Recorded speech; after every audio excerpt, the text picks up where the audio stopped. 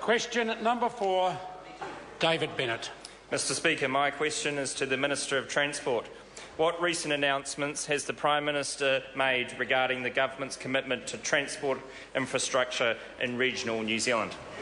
Honourable Jerry Brownlee. Mr Speaker, on Sunday the Prime Minister announced an accelerated regional roading package of $212 million that fast-tracks 14 important regional projects throughout New Zealand.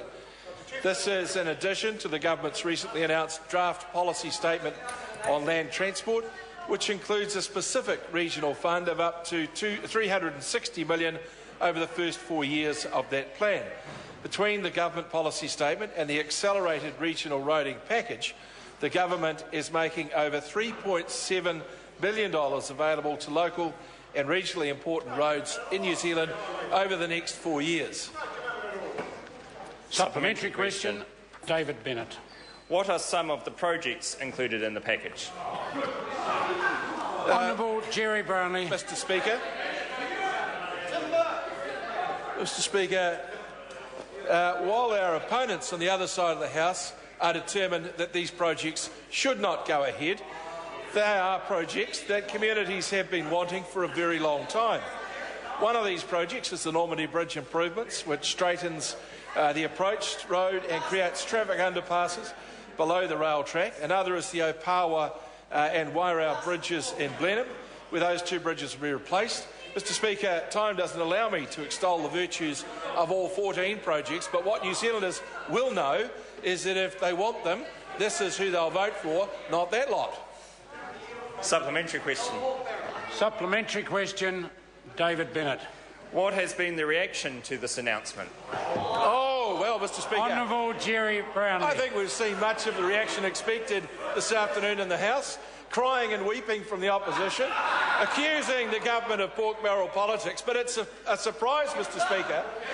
And then they're saying that we should have funded all this out of the normal transport funding from the Land Transport Fund. Somehow, though, if someone goes out there and builds an electrified railway network in Auckland or an electrified railway network in Wellington outside of the National Land Transport Fund, that's okay. It's not pork barrel. Supplementary question, Phil Twyford. Does he agree with Ken Shirley of the Road Transport Forum that the lack of analysis of these projects points to, and I quote, pork-barrelled politics and just throwing money into marginal electorates? That's the old days. And if not, will he release the benefit-cost ratios of each of those projects, or at least the polling data that he based the decision on? Mr Speaker, as Honourable Jerry Brownlee. I don't agree with Mr Shirley and the statements he's made, and I'm quite sure he finds himself in a disagreement with the people who pay his salary. And frankly, Mr Speaker, if we want to talk about benefit-cost ratios, I'll put the benefit ratios up for the rail loop, and if they look as bad or if he agrees they're as bad as they are, and he's so concerned about them, I expect Labor to change their policies. Order. Question number 5. Right Honourable Winston Peters. Mr Speaker, this question is to the Prime Minister and asks, is the government...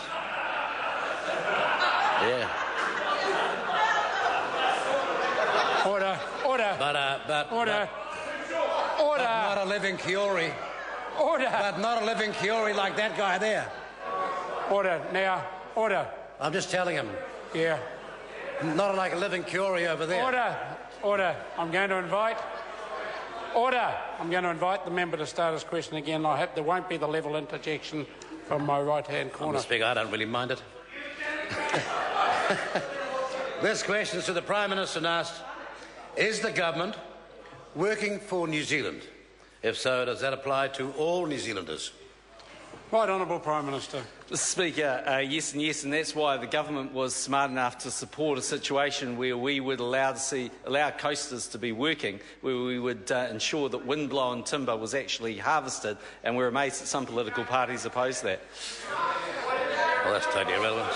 Order. Supplementary question, Right Honourable Winston Peters. If working for New Zealand applies to all New Zealanders, then why has the unemployment figure in this country increased by almost 60,000 people under his leadership since 2008. Right Honourable Prime Mr. Minister. Speaker, well, as the member will be aware, New Zealand went through the global financial crisis and the likes, but our unemployment rate is 6%. It's on track to go down to 4.4%. And, Mr. Speaker, our participation rate is pretty much, I think, the highest in the developed world at 69.3. But, Mr. Speaker, if the member's worried about creating jobs, then I would have thought his party would be out there supporting jobs on the west coast of the South Island as we process timber that was blown over in a natural disaster. He's had enough time to talk about Supplementary that. question. Supplementary Right question. Honourable Winston Peters. How has the government been working for New Zealand and all New Zealanders when almost 1 in 4 young Maori and Pacifica aged between 15 and 24 years of age looking for work are still without a job? Well, Right Honourable Prime Mr. Minister. Speaker, I'm glad the member asked that question because the government's been putting a huge